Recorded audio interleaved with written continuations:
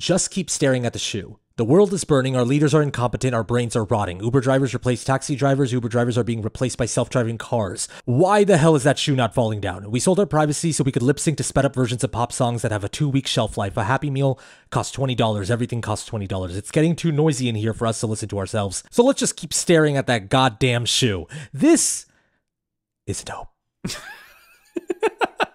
This one I genuinely didn't know what to expect going in.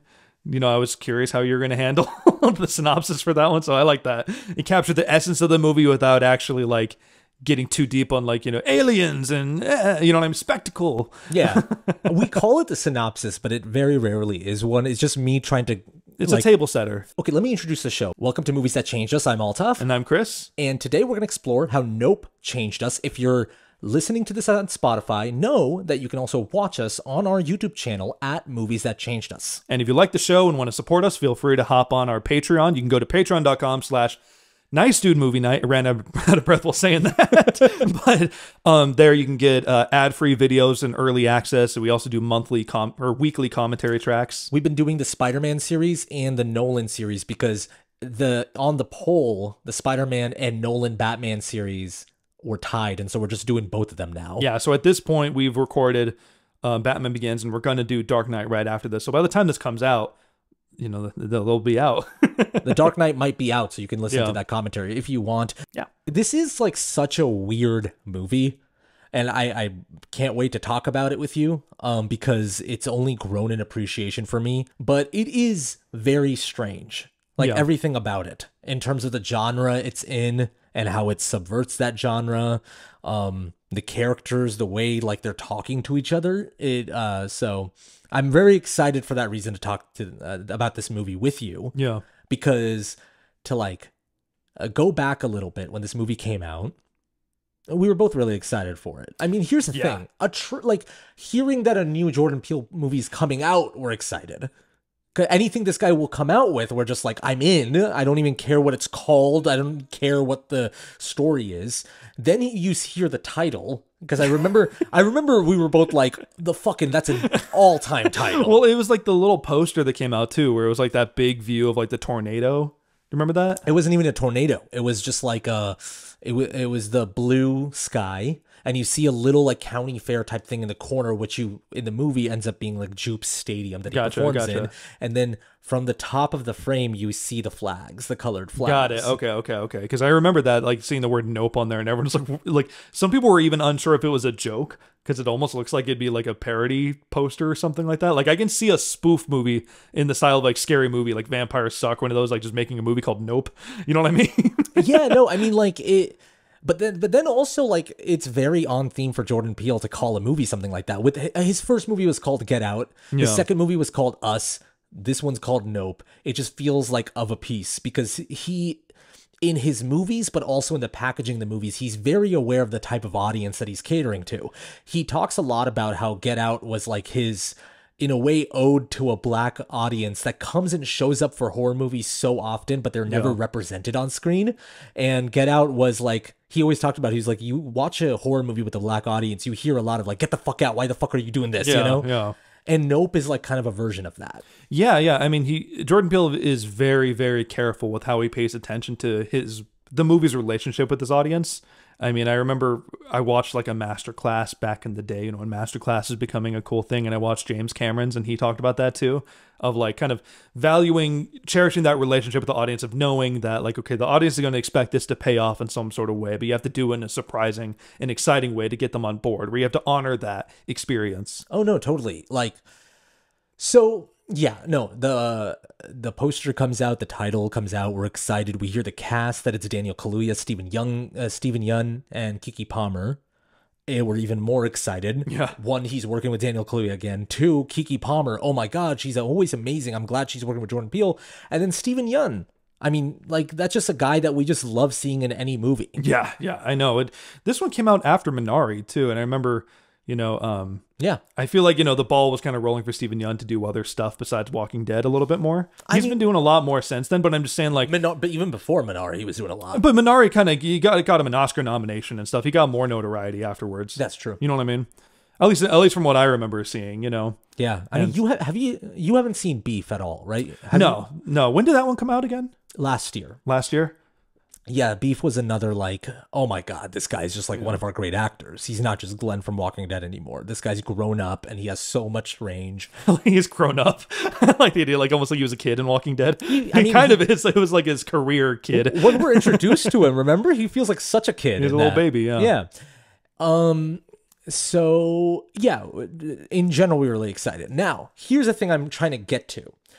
A lot of our favorite filmmakers that you and I grew up with, people like Tarantino and even John Carpenter, even though maybe we didn't grow up with him, Halloween aside, through like doing the reaction channel and in general, like our grown appreciation for him. These are filmmakers that were handed to us. These are filmmakers that when we were young, hey, watch Pulp Fiction or hey, watch Reservoir Dogs, right? And a lot of these filmmakers that you and I like always talk about, like Sam Raimi even, they were handed to us. Like you're saying, just because of our upbringing, like they already existed and were successful by the time we started being aware of movies. Yes. Jordan Peele feels like our generation's like great auteur filmmaker. Sure, yeah. That is not just like this guy that's making, you know, indie A24 movies that are like niche and look out for this guy, or whenever he comes out the movie, it's always excited, underrated. He's making mainstream movies with big ideas and that have a unique perspective. And when Get Out came out, it was like the same impact that kind of Pulp Fiction had, which is like it created a genre. Horror movies changed. Yeah. Like the way horror movies were told and the perspective from which they were told changed. Yeah. So when Nope was coming out, it was like, yeah, let's fucking go, baby. He's our guy, you know? Yeah. And also on top of that, you and I like grew up with Key and Peele. Like he was such a big part of our lives. Exactly. I was going to say, like at that point, I remember that was like the thing too, when Get Out was coming out, everyone's like, whoa, he made like a straight thriller when that movie was coming. And so Nope was this feeling of like, man, okay, now he's officially like, he's got the big budget. Like he has earned this big moment. He is going to make his Spielberg movie. Yeah. He's going to make his Jaws, or like what a lot of people were saying, like it's his Alien movie, but people were also comparing it to his Close Encounters movie. Like it was like, he's going to make that mainstream big swing move because he's earned it. Yeah.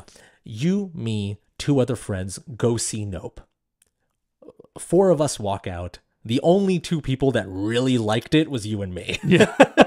I know there was like, I think, I'm not going to say that the marketing was misleading, but there was it was like different than what people really expected of it.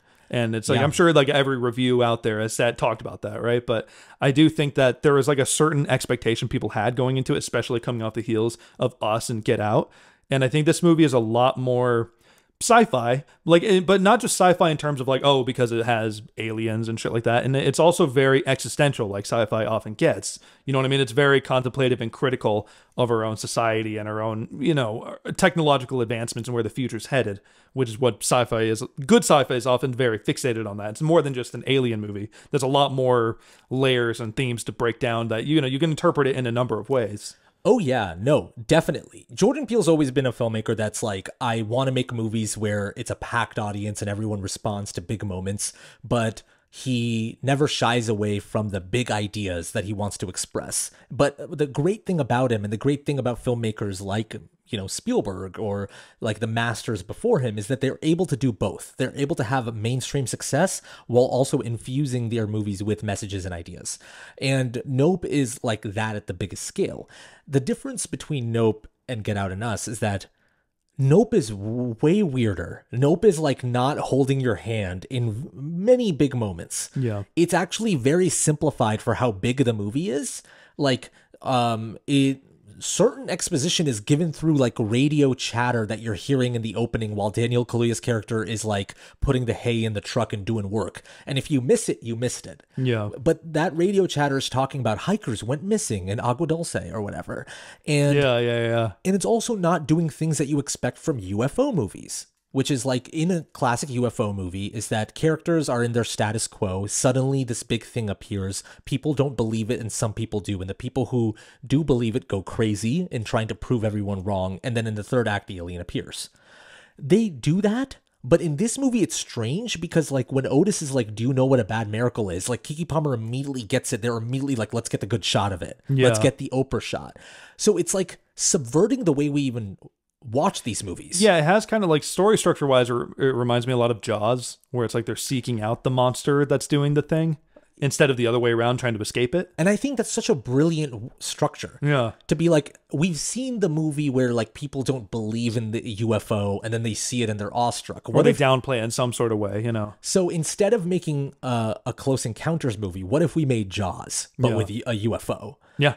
And I just thought that was brilliant. Another thing that people were very polarized by, not just the two friends that came out, is like, what the fuck was that monkey thing?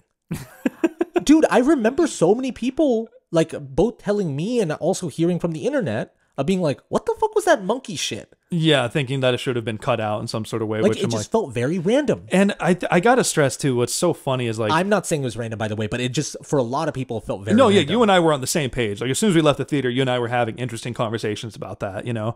At least I remember, because you and I, you know, we went to a restaurant with our other two friends that came and saw it, and we all talked about it together. And I remember you and I were kind of in sync with that. Like, no, there was a point to the chimp, you know? But what's funny is, just speaking of, you called it monkey, not you, but, you know, people call it monkey, is like already it highlights the discrepancy of what the movie's trying to say, is that chimpanzees are not monkeys, they're apes. You know what I mean? Everyone calls them that. I remember Keke Palmer said that in the beginning. She's like, I heard the monkey went crazy. You know, when everyone's like, it's not a monkey. We don't know enough about it because we just look at it like a prop, like it's a big story. You know what I'm saying? No, totally. You wrote this great quote where you can't tame a predator. You got to enter an agreement with one. Yeah, which is what OJ says when talking about how Jupe was trying to tame the UFO. Yeah. Now, I'm not going to lie to you, man. Like, this movie has become like Once Upon a Time in Hollywood to me, which if you listen to our podcast, it was a movie where when I came out of Once Upon a Time in Hollywood, I was like, interesting. There was a lot going on there that I didn't quite get yet, but it's good. Yeah. Nope, I liked, but there was a lot going on that I didn't quite get yet. But like Once Upon a Time in Hollywood, I couldn't stop thinking about it. The one thing that I couldn't stop thinking about was Gordy. Yeah. Like, I've thought about Gordy so much. It made me think about a fear that I never had, which was like the idea that there's certain forces in our world that are just out of our hands, that we cannot control. But the issue is, and when problems arise, is humans have an ego. They've built things, they've built the impossible, so they think they can tame anything. Yeah. And that's when things start really blowing up in our faces. Yeah. There's like, and you know, we can dive deeper into it later, but yeah, there's like a certain chaos that the universe has that we just have to be okay with once in a while. You know what I mean? There's certain things that we just don't understand and can't control, and we can do more to break down and understand it better as technology advances, as things go on and whatever, right? But like, you can't just contain everything. No. You know? But there is a thing that I remember, like, anytime I mentioned, like, hey, have you seen Nope to anyone around? There was like, yeah, no, I liked, you know, that the shoe thing was weird. Or there's always like a thing they throw in there. There's always like a one thing they're like, you know, yeah, like you said, the monkey stuff was weird. Or there's always something there that were like, kind of, I didn't quite get it all the way. People were really upset about the shoe thing. It was like the strangest thing to me. Everyone was like, what the fuck was that shoe thing? Which I kind of look at it as like, damn, he succeeded. He did the thing that like all horror filmmakers dream of, which is do the Stanley Kubrick Shining thing, which walking out of the movie, you have 80 questions. Yeah. And you're just like, why was that bear giving a blowjob in The Shining? People are still talking about it. You know what I mean? People still break it down and interpret it, or like even like the black monolith in 2001. There's always like those weird things that you can't quite put your finger on because the movie doesn't hold your hand and doesn't really care if you know or understand it. And it was just like, for me, I was like, wow, he really succeeded. He did the thing, which is like, this is a thing that we're now going to debate about for a while. And that's so exciting for a mainstream movie to do that. Totally. And what's cool about it too is it doesn't sniff its own farts. Like, it doesn't just crash zoom on the shoe and make a whole thing. You just kind of see it on your own, and the movie doesn't care if you have an opinion on it. It's kind of like, that's the thing. I remember you and I being in the theater, and like when that shot is shown of the shoe on its, like just standing on its own with a little blood splatter. Yeah. I heard some like whispers and jostling in the theater. I'm just like, what is that? Yeah. I just thought that was so cool. Well, and the fact that he, you know, put it in a glass encasing too. Like, it meant something to him. There's so many like horror filmmakers where their dream is to create an image that doesn't leave people's heads. And Jordan Peele did that with this movie. It's just like that shoe standing up, you're going to remember that now. Oh, yeah. And there's a lot of iconic shots, too, outside of it, too. Obviously, them just ripping through the road with all the inflatable tube men. You know what I mean? There's a lot of just shots that just stuck with me afterwards, too. I want to ask you a broad question before we get specific into the movie. Are you interested in UFOs existing? Do you like looking into that kind of stuff? Are those conspiracies that you like diving into? No, not in like a bad way, not like I look down on it or anything like that, but it's just, I've always been a person where when it comes to any conspiracies or supernatural shit or whatever, like, it's hard for me to just go with it without some hard evidence, because I've always been one to be like, okay, well, if you can believe in that, you can kind of believe in anything. You can suddenly start believing in werewolves. You can start believing in the Loch Ness Monster and all this stuff, which is fascinating to look into. You know what I mean? But for me, it's like I kind of put my walls up, and because it's like, you know, I have to kind of stay focused on like what, you know, science can prove. You really believe that? You really believe that if you believe in UFOs and the existence of seeing like a flying saucer, an image that was captured, crop circles, or however you want to believe in it, right? That you have to now believe in Bigfoot. Not that you have to, but it's more like what makes that less ridiculous than Bigfoot and the other things. You know what I mean? I guess that's fair. And the way I look at conspiracies, and I think I've told you this off mic, the way I look at conspiracies and all those kind of things, I think it's like, if people want to dive into that kind of thing, it can be fun. Yeah. At least when it's not harming anyone or it doesn't have to do anything like politically with anything. You know what I mean? Which is where that gets blurred. That's when it doesn't become fun, you know? Yeah, exactly. But if you want to believe in this like Sasquatch or Bigfoot or whatever, or if you want to believe in like Area 51 aliens, yeah, that can be fun too, right? You can get into that rabbit hole and it could be like a goofy, fun time. You can go on the History Channel, and the History Channel, that's basically what it is now. Yeah. Aliens inside Antarctica.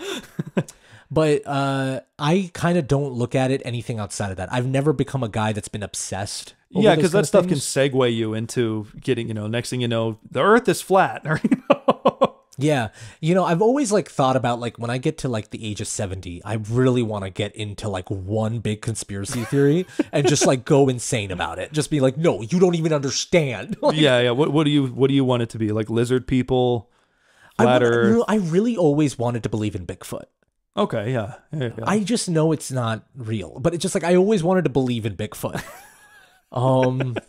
Yeah. It's so funny to want to believe in something. Yeah. You'll trick your brain into believing in it. But I'm not programmed to really buy into that kind of stuff. I don't believe in ghosts. Yeah. My theory on not believing in ghosts is basically like all those people that are like, I had like an encounter with a ghost. Do you realize that your entire fucking life would change if you seriously had an encounter with a ghost? Like the way I think about it is like, if I had an encounter with a ghost, I wouldn't go into work the next day. I wouldn't just be like casually in a water cooler conversation being like, yeah, this Victorian princess visited me. Yeah, I mean, it's weird. Some people's lives do change afterwards, though. Some people do have like crazy experiences, then they completely change the course and take it as a sign from something else. This stuff is fascinating to me, especially people who like, you know, either recently lost someone or know of someone. They believe that people speak to them from out, you know, and it's hard for me to like, I'm not in the market to just go tell someone if they're, you know, if they lost someone close to them and they believe that they spoke to them. I'm not going to jump in and be like, that's not true. You know what I'm saying? Yeah. But, you know, it is hard for me to just jump on board with anything, you know? No, it's just not the way I'm programmed. Yeah. It seems like you're the same as well. But I was just curious because, like I said earlier, this movie's interesting in the way of just like both Otis and Emerald are immediately kind of, they believe that this thing exists. Yeah. There's not that usual conversation that happens in every one of these type of movies of like, well, you're crazy. What are you talking about? And it takes an entire act for her to believe it. Yeah. They're immediately like the joke of them cutting straight to them outside of Fry's. Yeah. They're like, all right, let's go. We're doing this. Being in LA and watching that movie, that was such a fun time. Like seeing them eat In and Out and like outside of Fry's. I was like, that's such a great California LA joke. It is, yeah. But I think it's what I like about it too is it's not just like, oh, Jordan Peele's familiar with Hollywood, so let me write about Hollywood. Is that it actually does come into play with the themes that he's trying to explore with like, you know, obviously with, we'll get to it later, but with Antlers using the film camera instead of the digital camera, then him on film sets. Like there's a lot of like criticisms. The whole idea of them, the only way they're able to capture it is using film is like so indicative of where Jordan Peele's head's at about the industry. Like it's so interesting to me. Yeah, exactly. And the idea that technology or electricity just straight up doesn't work when the monster's near. You know what I mean? There's a lot of like clear criticisms of technological advancement and what we deserve and what we don't. That that final line that Antler says, where he's just like, "We don't deserve the impossible." Yeah, you know, and just him accepting that he's going to look at it, he's going to try his best, but he's probably going to die. It's fine. I don't deserve this. And I always think about the Jurassic Park Ian Malcolm quote. Like, what's the quote? Well, when he says like, yeah, but you're so concerned about whether or not you could do it and didn't stop and think about if you should. That part. Exactly. Yeah. Think about that all the time, and it's so relevant today. Of just like, we're so excited to have the new thing, but it's just getting more and more terrifying. And I do think in a way this movie's about a lot of things, but like you mentioned, it's about that. It's about the idea of like, we think we have all the technology to get the impossible shot, but do we even deserve to? Yeah. Because of our ego and ambition and how we ruin things, do we even deserve to get something like that? Well, and the bodies that are piled up to get there. You know what I mean? There's a lot of, obviously, no shit, this movie is also about exploitation and, as everyone says again and again, spectacle. But there are like subtle hints at that, even like, you know, besides just with animals, which is obviously the big thing that they're putting in the forefront of it, but you can look at it as easy metaphors for like any civilization achievement. If you look at anything big that we've done as species, any piece of technology, you know, the iPhone or, you know, pyramids, the railroad system, whatever, horrible things were done to people to get there a lot of the time. Well, we don't talk about that. It's what's his name? Brandon Pereira's character, Angel. Yeah, the guy who works at Fry's Electronics. Which is funny. His name's Angel. I know. I mean, there's so much shit in that. I mean, the fact that like Daniel Kaluuya's character's name is OJ, and OJ in our history was a spectacle in himself. Exactly. Angel, like right before like the final act, when they're all on the table discussing their plan, and Antlers is there, you know. Remember Angel, what he says? He was like, we're doing this is for a good reason, right? Yeah, where you're saying we could save Earth, possibly. Like, he wants to believe that, like, this is not exploitative, right? We're not doing the wrong thing here. Yeah. I just thought that was fascinating. And it was such a clear, like, I don't want to keep repeating this word, indication of where Jordan Peele's head's at about even, like, making movies, telling stories in a certain scale, you know? Is it worth it when the world's burning to want to make like an alien movie?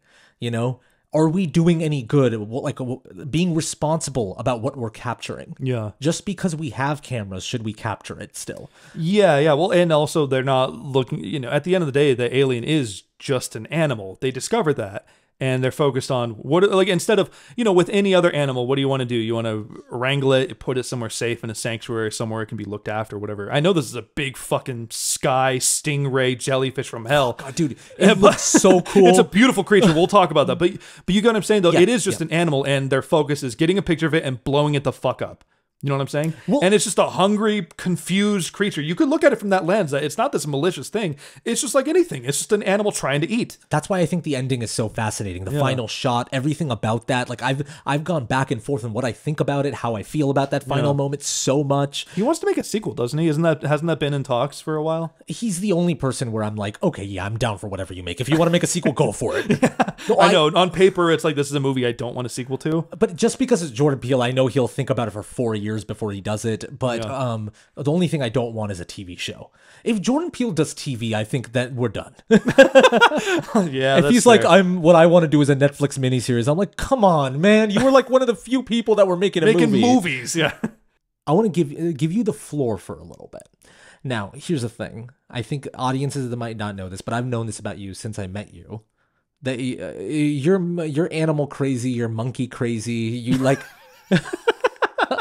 I wrote in the notes, I was like, let Chris go bananas about monkeys. That's the dumbest thing I've ever heard. Okay. I don't think I really, I read the notes, but I don't think I processed it I wrote that for you. I was like, I hope you read God damn it.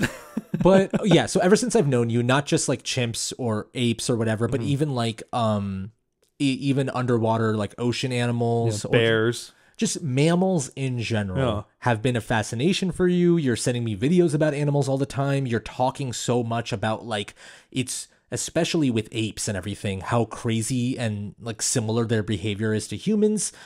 Can you talk a little bit about that? Why you have such a big fascination towards that? Because this movie delves deep into how much we can control animals and how much we don't have control over them. So I think it's relevant. Yeah. I mean, like, I think I like to just watch, like, I like to observe them. I like to watch videos of just chimps hanging out or gorillas walking around. I especially, like, I have a fondness for gorillas too, because they're just so chill and, like, they just kind of sit around eating and kind of just vibe, you know. A lot of the time, a lot of the videos are just them, you know, but, like, they have such, like, distinct human-like qualities, and it's such a fascinating separation.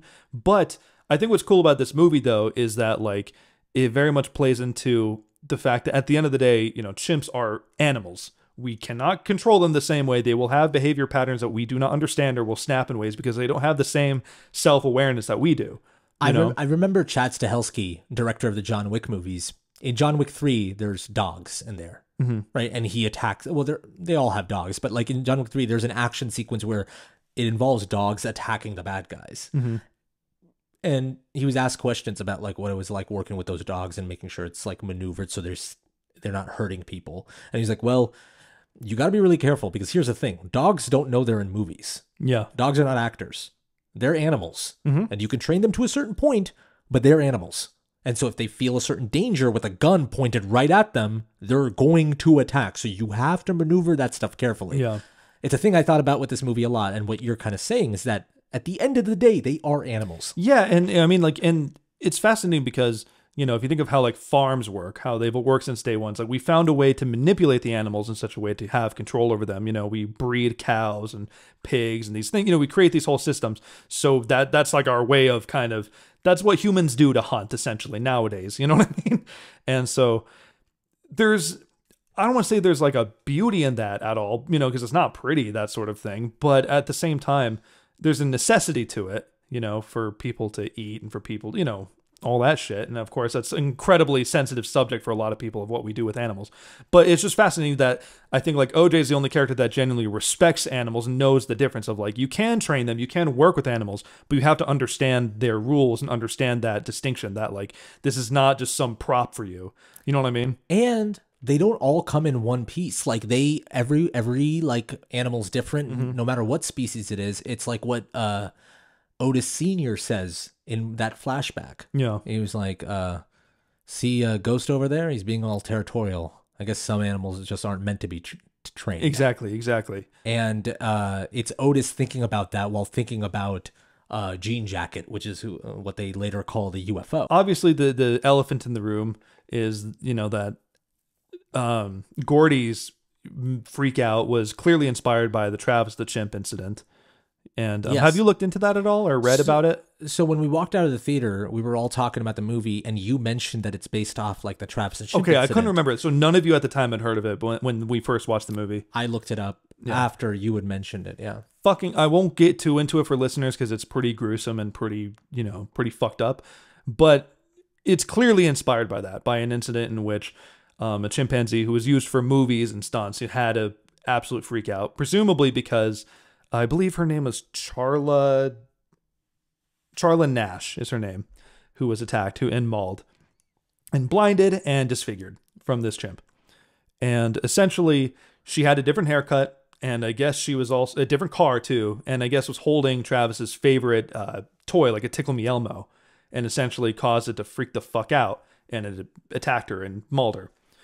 And I think with this movie, it was kind of cool to see a chimpanzee in like a horror light, if that makes any sense. Like that shot stuck with me when we first watched it in the theaters. Is as soon as when it shows Stephen Yeun's perspective, young Stephen Yeun, Jupe, that's his name. Sorry. As soon as it shows his perspective hiding under the table, that shot of the chimp just walking up to the camera and just staring at him blankly. That's like they're showing chimps as like fucking terrifying if they can be. Well, because it's interesting, right? On social media, we always see like, look at this chimp taking a photo with a Polaroid camera. Look at this chimp taking the trainer's hat and putting it on him. Like, we have now like become these people that are just like, man, chimps are so much like humans. Look, they sleep like us. But they are, when they're threatened, they are terrifying. I think like this is where the shoe comes back around. Yeah. The whole point of the shoe, at least the way I take it, is Jupe was saved because he was looking at the shoe. Yeah, it's funny because I saw that in your notes, and I actually don't think I caught that, funny enough. So later on, Otis realizes that through his own experience with working with the horses, that if he keeps looking up at the alien is going to attack because he feels threatened and territorial. And so that's where he learns to look down. And that's where that whole mechanism of the movie is found out. And when you go back to the Gordy flashbacks, you notice that Jupe is that shoe that's standing upright that we're all blown away by. Jupe is also like, what the fuck is that? And because Jupe's attention is towards that, Gordy doesn't go for him. Yeah. Gordy doesn't see him as a threat. And on top of that, Jupe has like that table cover covering both their eyes. Yeah. It created a blur so there wasn't like direct hard eye contact between them. So instead, Gordy goes for the exploding fist bump, and then he ironically gets shot and explodes. Yeah, fucking crazy moment too. There's so much like symbolism to kind of pick up on between their almost fist bump. It almost felt like the relationship between man and animal, like being almost there. You know what I mean? We have like some type of relationship with animals and the way we study them and what we do to control them, and you know what I'm saying, and respect them. But at the end of the day, when they just start to get close, it's the chimp that gets fucking shot. You know what I mean? So I wrote like that down. I was like, spectacle can be a distraction that can save your life, but also spectacle can be a obsession. Yeah. It can also be like a weapon. Just Emerald and like OJ, after his dad died, played brilliantly by Keith David in like a 2-scene performance. But immediately he has his gravitas and presence in there. Yeah. And there's also this feeling of like Jordan Peele has been very vocal about his love and appreciation of John Carpenter, how John Carpenter was a huge inspiration for him. Sure. And a lot of people consider Jordan Peele like our generation's John Carpenter in that way. I can definitely see that. Of just like making that low budget movie as his first movie, becoming a huge hit and creating a genre of his own and creating like this feeling of like, when I watch a Jordan Peele movie, this is what I'm going to get. Sure. I just love that Keith David's in it for that reason too.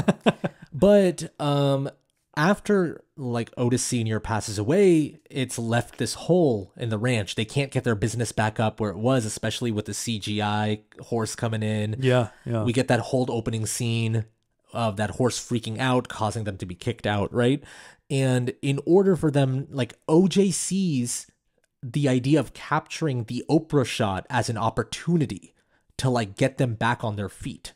Yeah. So using spectacle as a weapon, using, it's interesting that like Otis is someone who both is someone who respects and understands animals, but at the same time is using like the idea of capturing it for his own benefit. Yeah. Yeah. I mean, like it definitely leaves on this is like a weird pull, but you know me and my weird pulls, but it almost has kind of a Starship Troopers-y style ending, if that makes any sense, where it appears victorious on the surface, but then if you really think about it and squint a little bit, you'll realize like, oh, this is actually kind of sad, a little fucked up. Oh yeah, you know what I mean? Well, and I mean even that, like I want to save the ending for a second. But but just to jump in though on what you mentioned with the eye contact of looking at the animal, just to go back a little bit, like I think I always interpreted it as well as like the way we don't want to talk about grim things that are there. You know what I'm saying?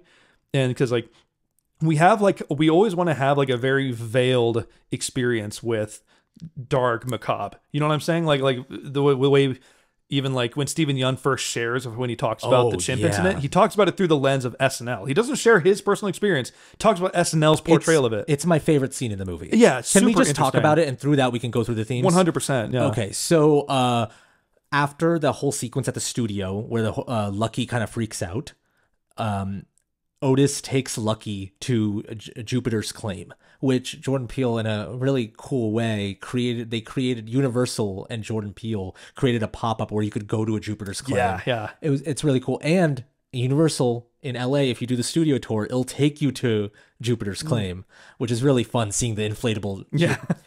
They go to visit Stephen Yeun. It's his introduction, and immediately Emerald is like looking around at all the props. and she notices like the Gordy poster. Steven Yeun takes them into this place that like where he's memorialized this whole incident, this traumatic thing that happened.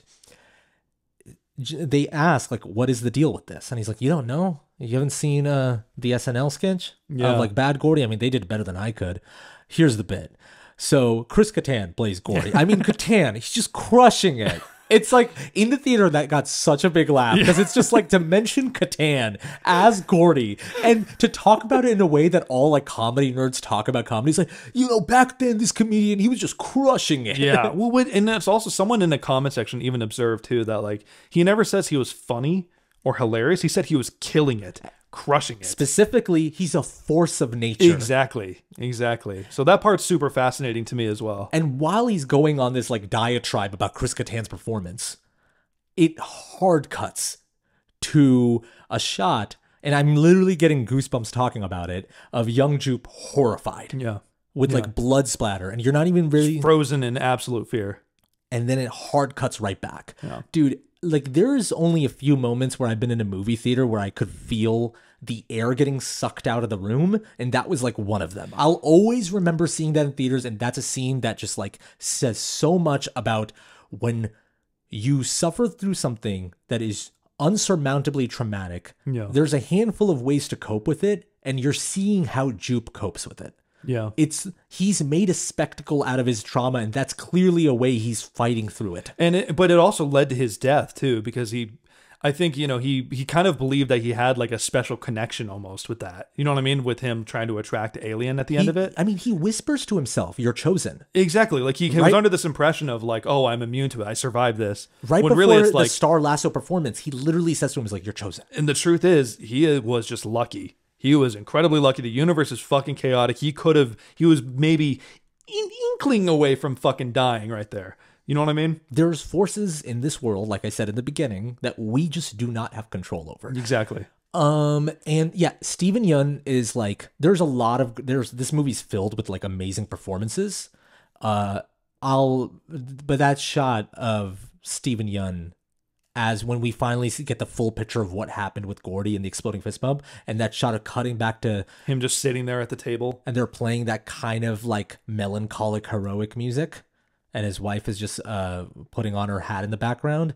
It'll always just stick with me. Like, it is just one of the great performances, and it's just like such a great example of an actor not putting too much sauce on it, to use a blank check phrase.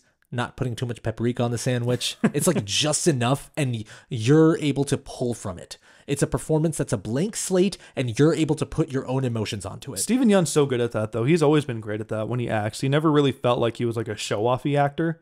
You know what I mean? He always really wanted to give the scene what it needed. He's not one of those actors that is like, oh, I'm going to do the scene and I want everyone to think, wow, I'm a great actor. He doesn't feel like that. He has these eyes, though, that immediately make you feel empathetic towards him. Mm-hmm. Like in all his performances, going back to Glenn in Walking Dead, you see him and immediately you want him to be okay. Yeah. And that's so important for this guy, for Jupe, of like, and again, going back to that whole Kattan monologue and card cutting, it's such a brilliant move of like right when it cuts back, he's like, yeah, so anyways, it was great, you know, and you're like, oh God, this guy's still going through it. He hasn't forgotten. It's of course all he there. is. But of course he is, you know, and so you never know what's in his mind after that. Yeah.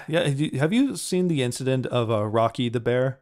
Do you know about that one at all? No. It's another trained stunt bear, essentially, that they were filming a promotional video for it, and they had him standing upright, and there was a guy standing behind him kind of on the side a little bit. You know, I didn't see the context of what they were trying to do, but the bear started to turn, saw this guy, Stephen Miller there. Okay. He just went right for him, bit his neck, and just started thrashing him like crazy. And so, and he died, you know, but there's a video, you can look it up. You can find the video on it, but it's another incident where just wrong place, just instincts kicked in. Bear somehow compartmentalized him as a threat. And it's just fucking crazy. You know what I'm saying? Yeah, no, it's wrong place, wrong time. These are animals. We do not have control over them. It's a limit. We can train them. We cannot tame them. It's again what Otis said. He's like, you got to enter into an agreement with one. But in terms of just like how coping with trauma, right? Like it's like what kind of all horror movies are about begrudgingly sometimes, where I feel like, okay, now we're going to see them like they went through something really traumatic and that's what like this movie does it in an interesting way where it doesn't make it very like obvious that all these characters are coping with grief and trauma in their own ways. But it doesn't make it super obvious, but it does it in a way that's very realistic of like, these people are not constantly talking about, oh my God, dad died in a freak accident with a key piercing through, or with like a quarter piece piercing through his eye. Oh my God, I got attacked as a kid. Oh, I can't stop thinking about it. I'm not okay.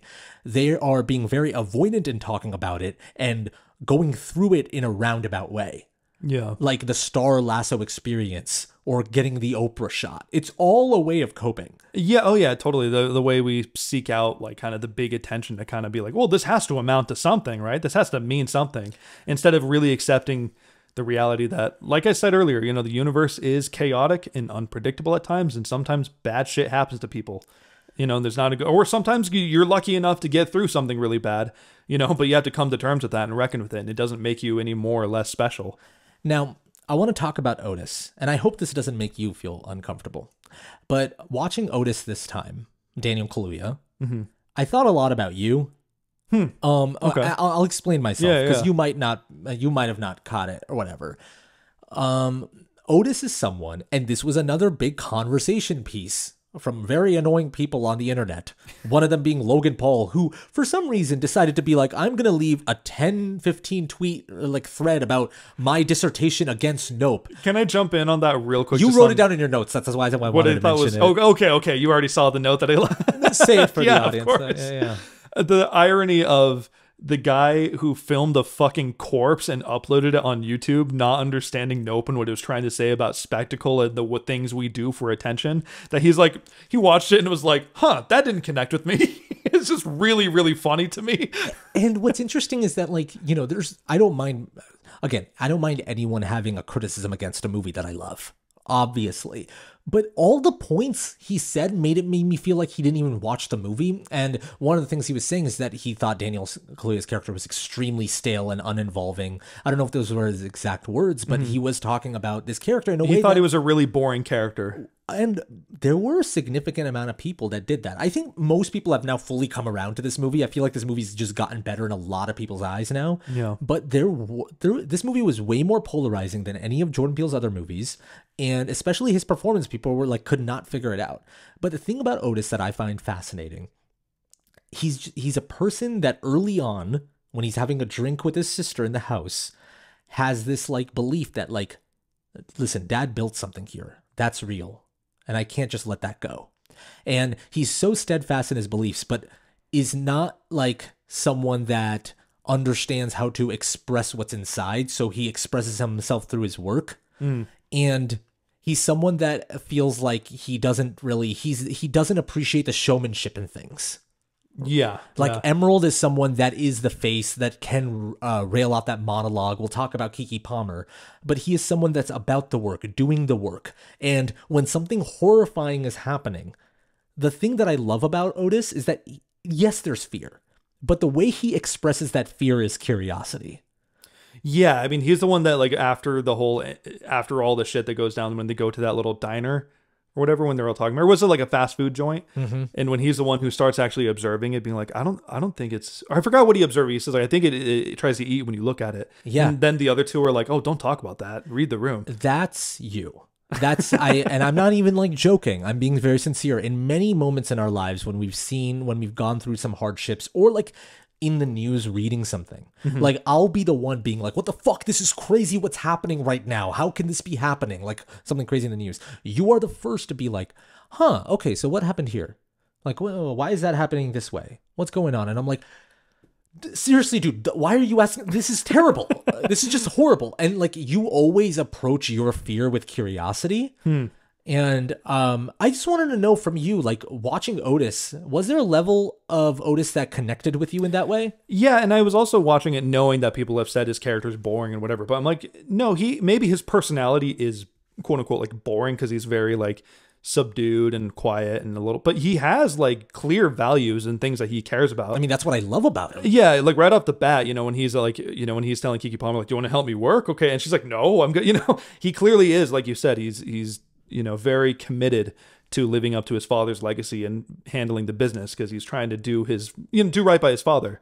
Yeah. And so, I never thought about that though, what you mentioned though, in terms of like, I approach fear with curiosity, but I do kind of do that sometimes. I try to look at things from like an objective standpoint as close as I can before jumping onto an opinion or before letting my emotions guide me, because I think, there's like this is a whole separate side topic, but the difference between like rational thinking and emotional thinking, they both can have their own damages in their own way, but my instinct is to try to meet somewhere in the middle. Right. And yeah, I mean, you can go extreme on both sides, but like I have always known you as someone like that. And I've always like kind of appreciated that about you. That's true. Like whenever we get bad news or anything like that, usually I'm the one that's like, whoa, wait, hang on, before you start freaking out, let's figure something let's really talk this through and give me the facts. But also to more leaning towards Otis here, you're also someone that doesn't like fear in confronting the bad news. Mm-hmm. Like, I think sometimes I can be someone like, I don't even want to hear about that right now. That's insane. Yeah. And you're someone that's immediately like kind of looking into it. You're a very like curious is the word I keep using. And you don't let the fear of the thing dictate your curiosity. And I think I have the opposite problem. I am Emerald in that sense. And like, you do like the showmanship of it though. You know what I mean? You do like showmanship. I love it. I love, I love just expressing myself in that external way. Yeah. And Otis just isn't that. And that's where clashes can happen. But also in a way, that's where they can be the perfect team. Like Emerald's the one that reaches out to Antlers. Yeah. And it was just like the impossible shot. It's the thing that stumps Antlers too. It's just like, oh. And Otis couldn't do that. Yeah. You know what I mean? But also like the resolve in being like, I'm going to be the one that gets the star out of his trailer, the way Antlers phrases it. Yeah. You know what I mean? Otis says that. Otis is the one that gets out there and does the thing. And I think we meet somewhere in the middle for both. We don't have these extreme characteristics, but like, it is something when I was watching the movie last night, I was thinking about you a lot. That's interesting. I didn't pick up on that at all when I was watching it, but I see it. It's fascinating to me that you saw that. Let's talk about Daniel Kaluuya for a second. I think this is just a world-class performance. Yeah. It stood out to me so much in this, these recent 2 watches that I did for this podcast. Yeah, I mean, like what you said about Stephen Yeun's eyes, I felt that from Daniel Kaluuya's too. I mean, he has such big, expressive eyes. I watched Get Out again last night. Oh, did you? I just wanted to feel like, okay, what's similar in terms of like Jordan Peele and his style? What has he been exploring? And the thing that really stood out to me is how different Daniel Kaluuya is in Get Out versus how he is in Nope. In Get Out, it's obviously Daniel Kaluuya is younger in that movie, but the character is also younger. But the things that's very similar is that he's a guy that's like holding in a lot. Mm-hmm. And he doesn't want to like really let that out. But the thing that I love about Daniel Kaluuya in this movie is that he feels like a fucking guy that's been on a ranch for his whole life. Yeah. From that opening scene with Keith David, the moment where like either was like, where's your sister? And he's like, all right. And then he like walks away, takes off a glove, puts that glove in his mouth and is texting. And his build, the way he puts the glove in his mouth as he's texting, the way he walks, I'm like, I feel like Jordan Peele made him like gain a little bit of weight a little bit. He's a bit more rounder. Yeah. And he doesn't look fat. He just looks more like average meat on his bones. Because as a guy who works in a ranch, you need to have that. And so I just love that. I love his look, the way he moves, his physicality, all of it. Yeah, like even just the way he wears his hat too. It just looks so natural on him. Dude, the hat says so much too. As a guy that doesn't like, is so scared of looking up and realizes the first one to realize that you shouldn't look up. The fact that his hat is always blocking his eyes. Yeah, that's true. You know, like that's like I just love how all of that is considered, but especially in his performance. Yeah, I mean, I've always been a defender. You and I have talked about this privately too. I've always been a defender of like more quiet characters. You know what I mean? I get annoyed by them very quickly. Yeah, and obviously I'm not saying every quiet character is like a good character, of course, but I think they're just as valid and you need to look into them. It's just easier to look at the surface level of like a loud, expressive character. Well, the reason that in this movie that it didn't annoy me from the beginning, and usually when I say annoy me, I usually come around to them. It just takes me a while to get into introverted characters. Sure. I had this problem with I Saw the TV Glow, the A24 horror movie that came out this year. That's been acclaimed like crazy. Everyone in that movie talks like this. Everyone, and I was like, "Fucking speak!" Like, and by the end of the movie, I understood what the movie was saying is that these people don't understand themselves, and that's the whole point. And the reason that I didn't really have that like wall in front of me while watching Nope is that it's matched with Keke Palmer, who is this like lightning bolt. Yeah.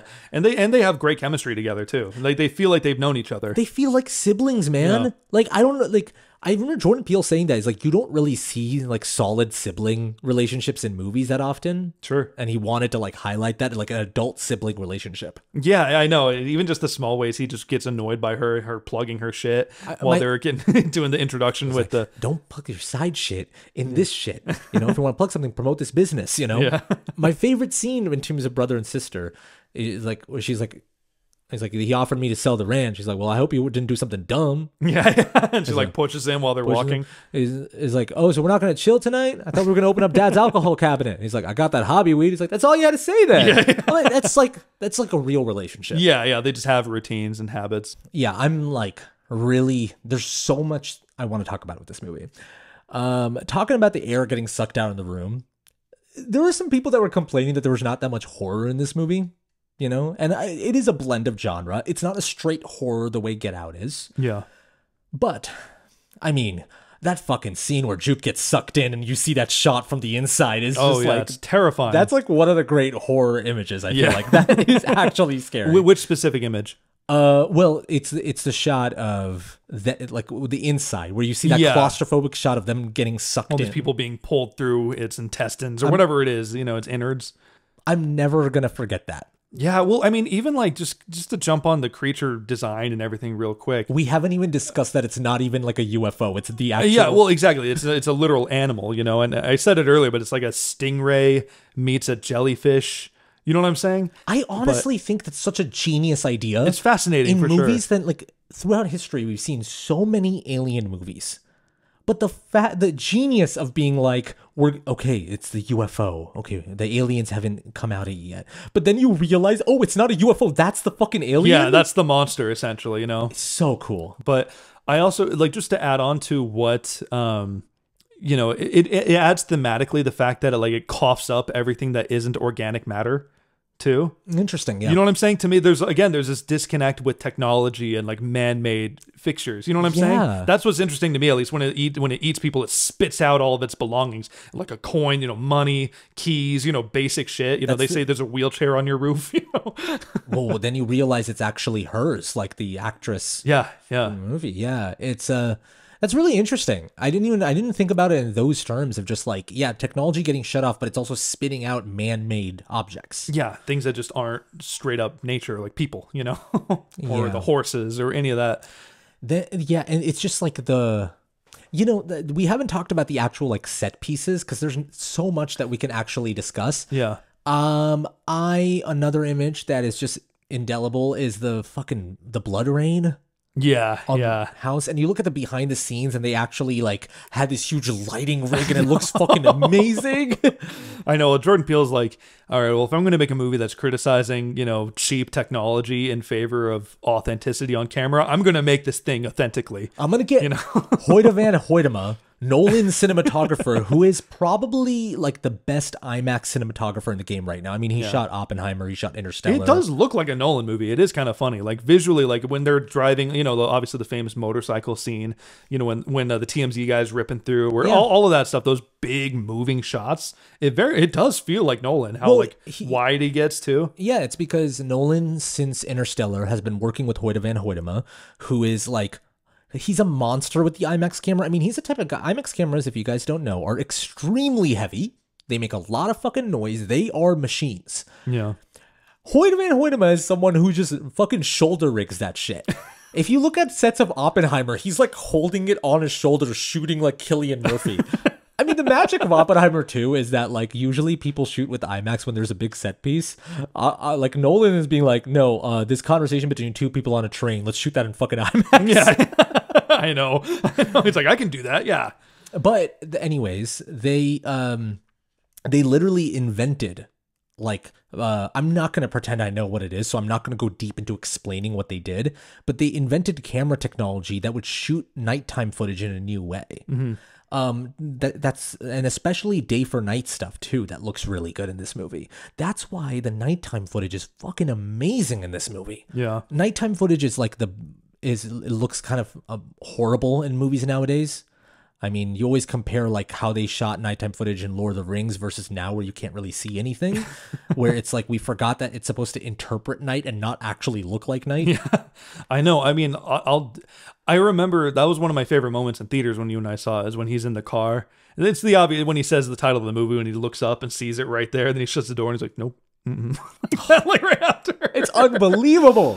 Which he does, technically they say nope throughout the movie, just to kind of briefly touch on and that. They use it in different tonalities in different ways. The first time is in the sitcom. Exactly. They use it as a punchline, like nope, and then just right before the chimp starts killing everyone. But also the second time they say is when Daniel Kaluuya says it during that fake out scare scene. You know what I'm talking about? In the ranch. Yeah. That's the one scene that doesn't hold up as well for me. I'm so with you. Okay, cool. Because it was really cool when I saw it in theaters. Like, oh shit, that's creepy. It is like a frightening image. Oh, I didn't. I'm the opposite. I didn't like it in theaters. Oh, you didn't like it in theaters either? I talked to you about this. I don't know if you remember, but outside the theaters, like that's the one moment that I didn't really buy. Because when they pop up, it was like, like when, I'm not going to lie, the first few seconds when they first popped up in theaters, I was like, oh God. Yeah.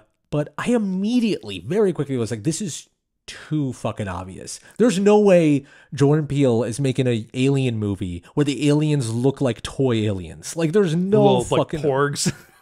There's no shot. I just knew it was too soon in the movie. I was like, there's something else going on here. And it doesn't really pay off in any way either. Like it doesn't, because Emerald stole the fake horses. Yes, which is it's supposed to be revenge, like they're scaring them for stealing it, but then nothing else happens out of it. It just felt like it was there just to be like a red herring, and it was too obviously a red herring. There's a small part of me was that it can't be, because I know Jordan Peele now has Final Cut in his movies, but I'm like, was that a studio note? Like, we need an extra scare earlier on in the movie? Maybe. Because it did feel like it was drawing back from like Us and Get Out, that type of horror for sure. It was him just kind of playing with it a little bit. Maybe you could argue maybe it was his way of toying with the audience of like what type of movie this is, because like you're expecting a Jordan Peele movie and it's like, no, it's actually not that. We're getting there. The one thing that is additive though in terms of character is Otis takes out his phone and he has this like janky flip phone. This is a contemporary movie, and I just love that. Oh, it's so right for Otis to have this like shitty phone that's not meant to take photos. Yeah, he's just out of touch with what everyone else uses. Yeah, like he's not about that. It's another way of just like going with the times and going with the newest technology versus like what's wrong with this, Yeah. So it's additive in that sense, but in terms of like a scare, it doesn't really like matter. Yeah, well, especially again on a rewatch too, the tension is just completely vaporized because it's fake and it doesn't lead up to anything. Okay, cool. So do you want to talk about the final act? I mean, hell yeah, let's go. It's Jaws. The final act is Jaws. It's literally just Jaws. In a good way, in the best way possible. I don't mean it to like, minimize it, but I mean in a beautiful way. It's a unique spin on that type of third act. It's everything from like getting the team together, figuring out a proper plan, this final stand on how do we get this thing now. Then there's like a wrench thrown in there with the TMZ guy with the chrome helmet coming in. We haven't talked about Antler. I think this is a good place to talk about Antler. I want to talk about the TMZ guy too. Let's talk about Antler for a second. He's great. Amazing voice. Yeah, here's the thing. This feels like the most fun Jordan Peele had writing in the character in this movie. So like every line is just interesting. Played by Michael Wincott. The character's name is Antler's host. He feels like a Tarantino character. Like he feels like he was ripped straight from Once Upon a Time in Hollywood or something like that. Yeah, he's like one of those guys that the moment you meet him. Well, not the moment you meet him, because you meet him on the film set. Yeah, but his first line on the film set was interesting, though. Do you remember? They're like, hey, how's it look? He's like, if we're filming a horse's ass, yeah. Yeah, he's immediately like, okay, that's like a guy that's been on set for years. He's worked a lot. This is just like he just wants to get paid. But when you see him in his like natural habitat, when he's editing, when he's just looking at video footage of animals, Yeah. Immediately he's one of those characters where like I want to know everything about him. There's so little you show. It's just him in the middle of doing that, like as if this is what he does all the time, and they just happen to interrupt him. You know what my favorite interaction with him is? Huh. When Emerald's like, it's not something that like, you know, we can pay you well right now. He's like, well, I do one for them and one for me. So what is it? He's like, well, it's reality. He's like, oh, reality. He's like, and Otis is like, documentary. He's like, documentary. He's like, oh, documentary. Continue. He's like, that's better. That feels like a joke from BoJack Horseman, where it's like a DP's like looking down on reality, but once he hears documentary. Yeah, it's like a better way to market it. It's also this feeling I get sometimes where like a lot of like Netflix stuff that are like, this is a documentary is just like obviously cobbled together very quickly and doesn't feel like artistic vision. It was just like, it's basically true crime reality television, but we're calling it a documentary to make it look glossy. Yeah. And it feels like Jordan Peele had something to say about that too. Oh, 100%. I mean, like if you look at like, you know, fucking, what's her name? There's a family vlogger, Ruby Frank. Is that her name? Let me look this up real quick. Yeah. Let me get to the bottom of this. But do you have any idea who I'm talking about? No, I don't. But while you're looking it up, I just have to say, like, it does really annoy me about that with Netflix documentaries, where it's just like something will happen 2 months later, we get an 8-episode series.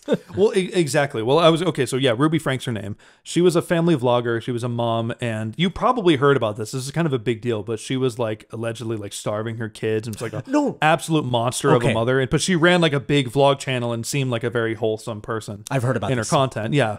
And turns out to be, again, I got to stress, like fucking monster. But sure enough, though, you know, this happened about a year ago at this point, and sure, I saw a fucking advertisement for a documentary being made about it. It was like, again, it's what we talk about here in this podcast. Like, it's exploitive. Like, I don't know, it's just weird. It's spectacle. Yeah, you know, and comes back to the whole idea of just like,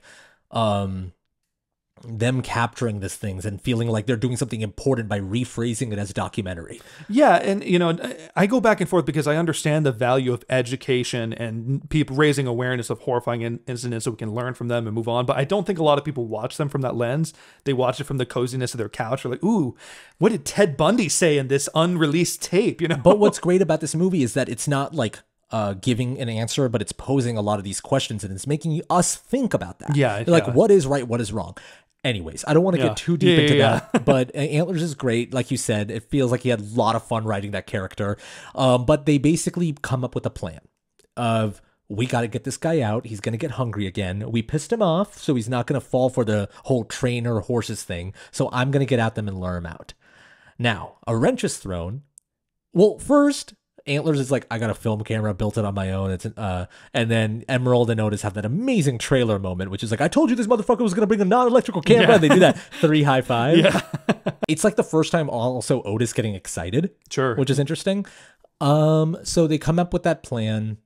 Otis Jr., I wanted to point this out, puts on a crew hoodie from Scorpion King, which is the first project he worked on his dad with.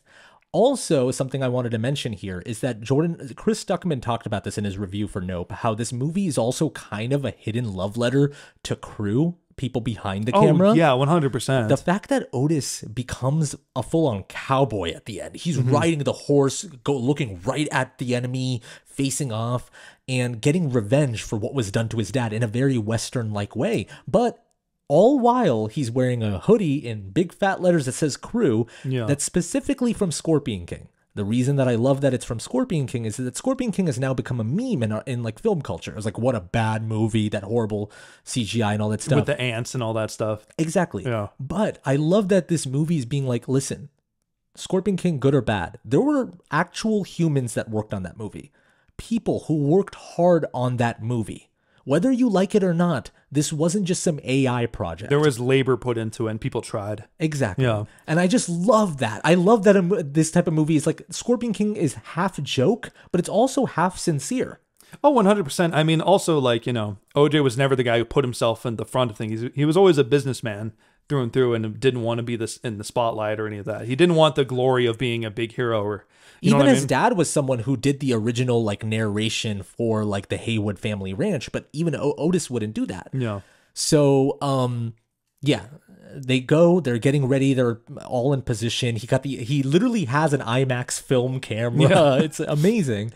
And then out of nowhere, a guy with a helmet, a mirror helmet, flies in. And it feels like this moment of just like, who the fuck is this guy? The music is swelling in this dangerous way. And it's the best joke in the movie when Emerald's like, oh, it's fucking TMZ. Yeah, exactly. Not them. TMZ, who makes a spectacle out of everything. Yeah, that's how they thrive. That's literally what they exist for. And the fact that they're the main wrench that's thrown into this is beautiful. Yeah, it's very clever. And I like listening to, I was listening to Van Lathan on the Big Picture podcast. Van Lathan is the guy on TMZ that used to work for them, doesn't anymore, but he was that guy in that famous Kanye video on TMZ where this worker starts like being like, Kanye, I'm tired of your stuff. This, like, I feel like you doing this is causing harm to the black community. Have you seen that video? I've seen a lot of videos like that. I'll probably recognize it if I see it specifically. But it's TMZ interviewing Kanye in their offices, and this worker at TMZ stands up and talks to Kanye. Okay, I don't think I've seen this actually. That's crazy. It was a huge moment. But if listeners haven't seen it, I would suggest watching it.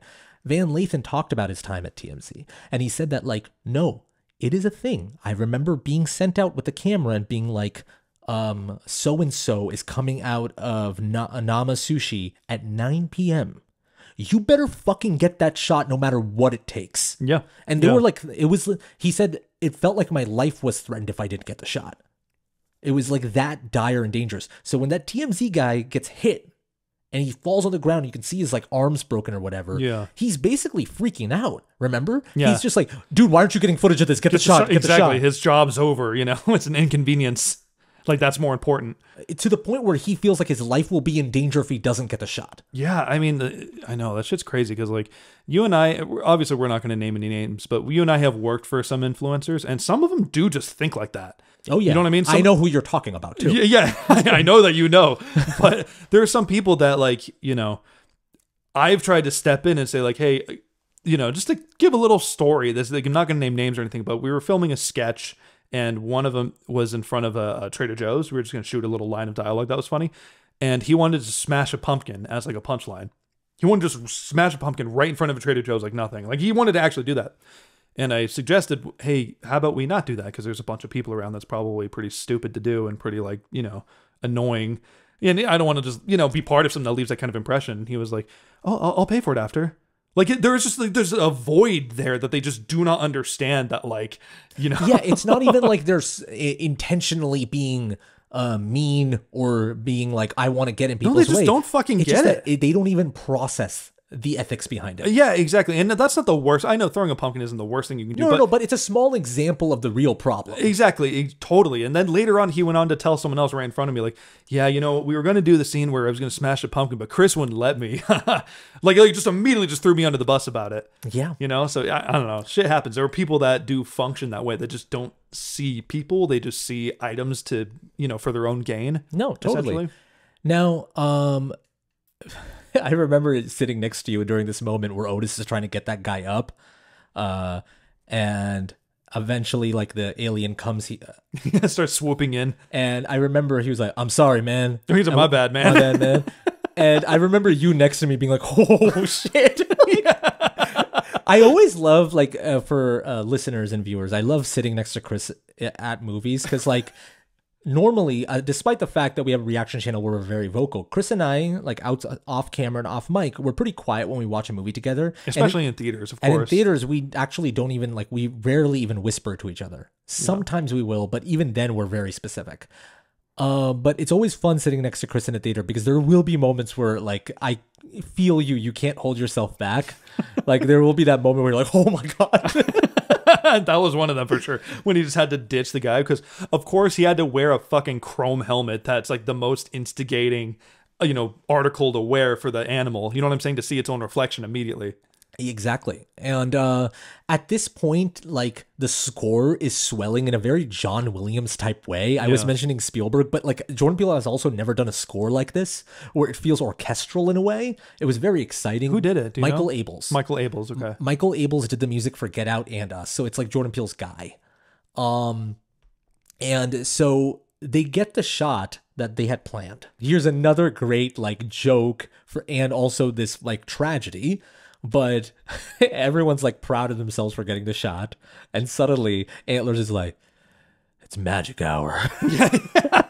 He just takes it a notch further. Which is like, if you're someone, you don't have to be in LA or be a filmmaker to get this joke, but if you even are an aspiring filmmaker, you've been on a set where you're like, it's magic hour in 30 minutes. Let's get this fucking shot. We can do it. It's going to look beautiful. You know that feeling. You and I, we've all been there. Yeah, we've all tried it. We're chasing magic hour. Yeah. He says the line, "We don't deserve the impossible," and immediately just goes for it. Films himself getting eaten. And I remember my friend, who I'm not going to name here, was saying like, I wish the camera went inside the alien and we got to see the shot. And I'm like, yeah, but that's the whole point. It's like against the point of the movie. I know. I'm like, I don't even feel like explaining that or justifying it. The alien just gets really fucking pissed off now. Yeah. Because the barbed wire starts going in. It is upset. It almost eats Angel, but an Angel gets saved by all the tarp and the barbed wire. Exactly. Now, the alien starts like showing its true form. A lot of people said that this is like the form that it shows. People have theorized it's like the real biblical version of what an angel looks like. I've heard of that too, yeah. So I've heard many different theories. It is just fucking sick. Yeah, it is it's like a beautiful alien. Lovecraftian shit where you can't even process what you're looking at. Yeah, it looks, I said it earlier, but once it shows its true self, it feels very jellyfish-like.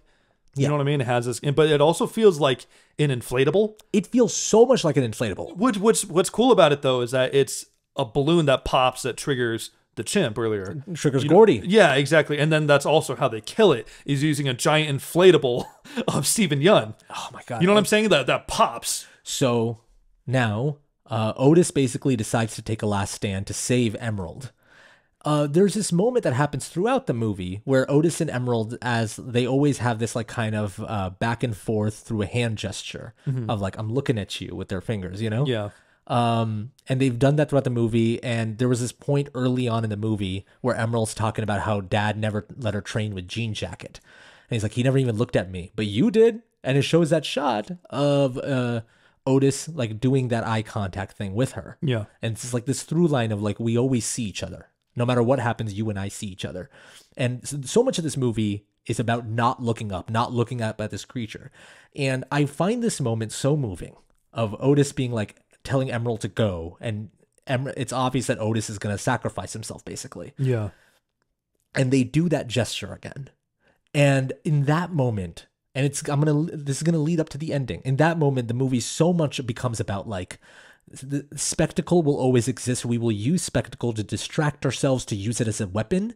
But I do believe that Jordan Peele is saying that what really matters is the people close to you, that the people that you love. If you distract yourself constantly with spectacle, you're going to ruin yourself. You can save yourself by just looking at each other. Yeah. It's... Sorry, my throat's Were you holding that one in? A little bit. My throat's been drying out. But I find that moment so moving. Yeah, I agree. I think it definitely hit me harder watching it again. You know, especially it's a great just theater moment too. Like I remember how much our theater got so pumped during that scene. Oh, I mean, dude, like the moment where like fucking Emerald then turns around with the bike, it starts moving, and the camera's following her, the music's swelling. And you get the Akira shot. You get the Akira shot, which at that time we hadn't seen Akira, but when I saw that shot, I had seen that version of that shot so many times, and then Jordan Peele interviews was like, I finally got to do it. I got to do the Akira shot. Because so many filmmakers have paid homage to that bike move. Yeah, it's like a rite of passage at this point.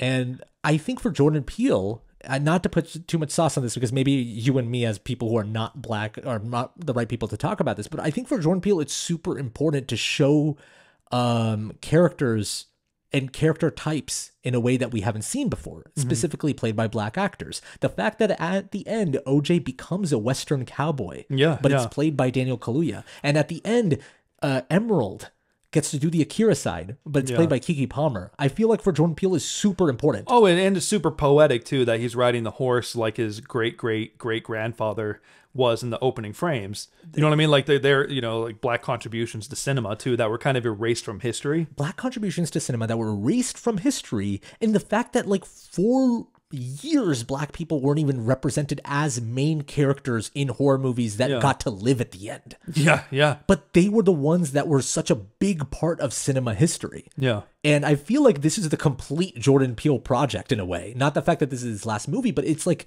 everything he's been working towards has been that of just like in Get Out, making the black audience a part of the movie, you know? And it's just all of that has come to fruition here.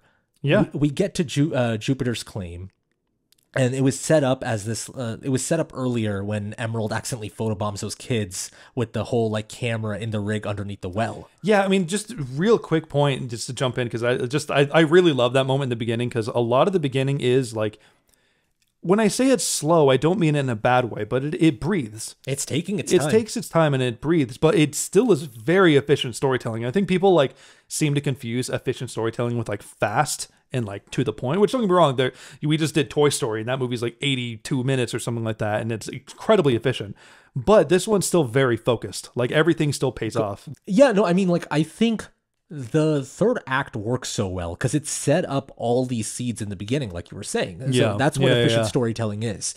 So, okay, going back, Emerald's like now at Jupiter's Claim. She doesn't even know if Otis is alive. Very much thinks he's dead. Their camera whole setup is fucked. Yeah. Because Antlers was obsessed with the impossible shot. So she decides to start putting quarters in and get the shot from the well. Which, again, all that was planted with the quarter falling out, you know, right into Keith David's eye. There's like quarters all over Jupiter's Claim. And she uses that to get the shot, to get the Oprah shot. Now, I remember, like, thinking about this ending for a while. There was a moment in time where I was like, is this ending going against the movie's thesis about, like, spectacle and how dangerous it can be to chase it? Because it's this heroic moment of her capturing the perfect shot, and it's like this happy ending kind of, right? I remember telling you that. I don't know if you remember this, but I remember saying that to you, and you were saying, you're like, is the movie more cynical about that moment than you think? Like, do you think it's purposely trying to make it this heroic moment? And like you mentioned earlier, in that kind of Starship Troopers way, where it's like, this is darker than the movie's showing it. Yeah, well, it's giving the audience that very spectacle that it's criticizing, just to see how you react to it. And exactly. I think now I've fully come around to the fact that, like, it is actually criticizing the fact that they chased after the shot. But I think what's important here is that, like I was saying earlier, it's so moving when Otis and Emerald say goodbye to each other, because it's Jordan Peele saying there's this big insane thing right behind Otis, but let's focus on each other. Yeah. And when she finally gets the shot of the alien, and we'll talk about Jupe's inflatable going up, because I think we should talk about that as well. But when she finally gets a shot of the alien, it is a beautiful shot, but she doesn't even look at the photograph. What she really gets amazed by is right underneath the Out Yonder sign is Otis on the horseback. Yeah, turning out to have been alive the whole time. And that's her spectacle. Yeah. That's the true spectacle that will save... This is going to sound super corny. The true spectacle that will save you is love. Yeah. The person that loves you. And I think that's the thesis of the movie. The fact that she doesn't even look at that photo that they've been chasing the entire movie, her Oprah shot is Otis in the Out Yonder side. Yeah, at the end of the day, this is all about their relationship being repaired. Yeah, like they can finally move on. They've been separated and I feel like yanked from each other because of what happened to their dad. Yeah. And they can't connect the same way. She doesn't work on the ranch, and he's so desperate in keeping that ranch alive. And now that they finally like got the thing and can move on, they are just with each other again. Yeah, and to wow.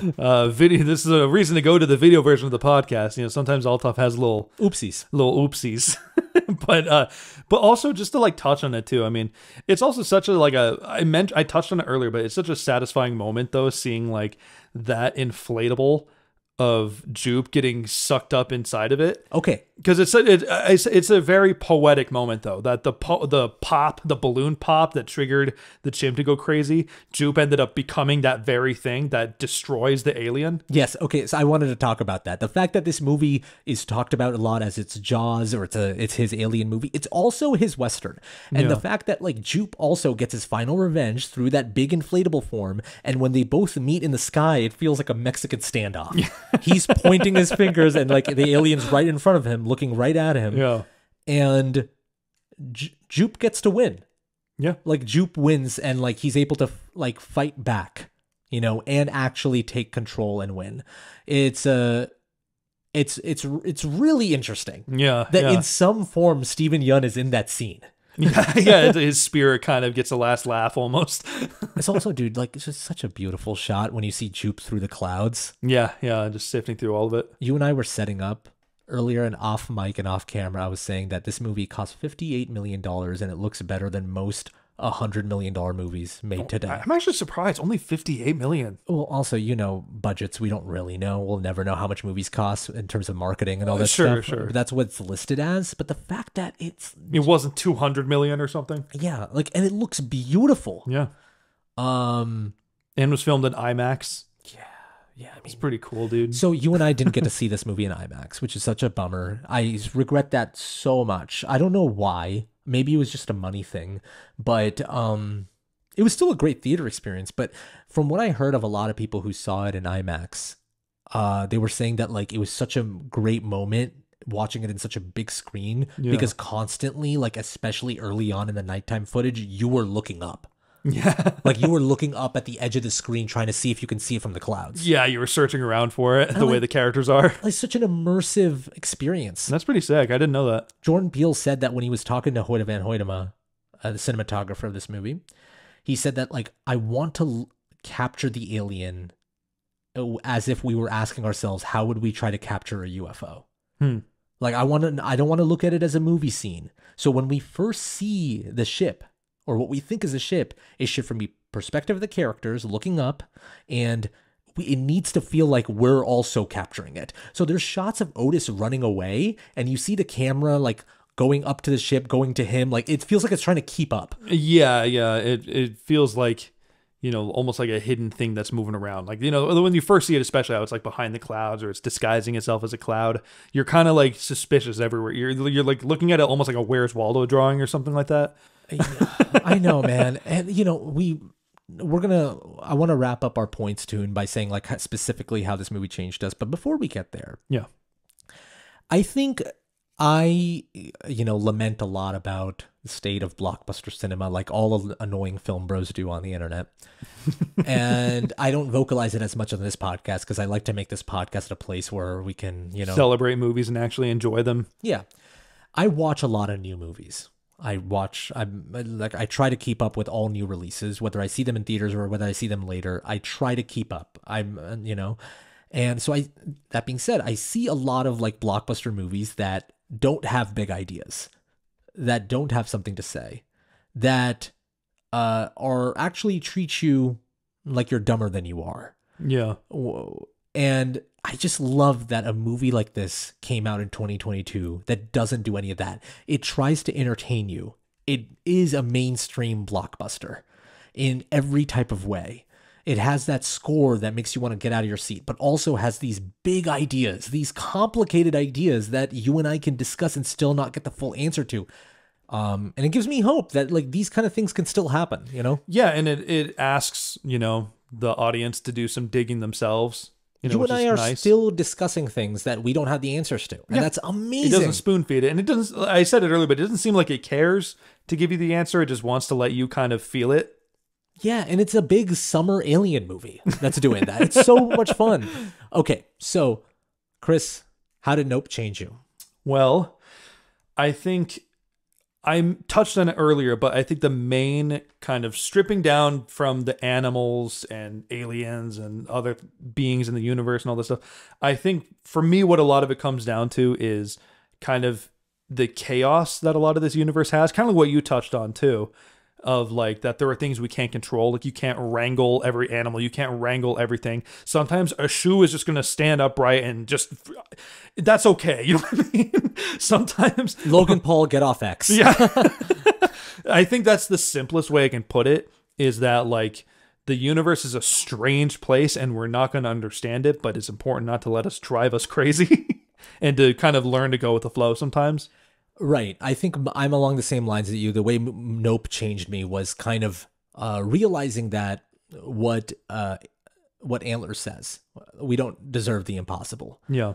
And to chase it is a fool's errand.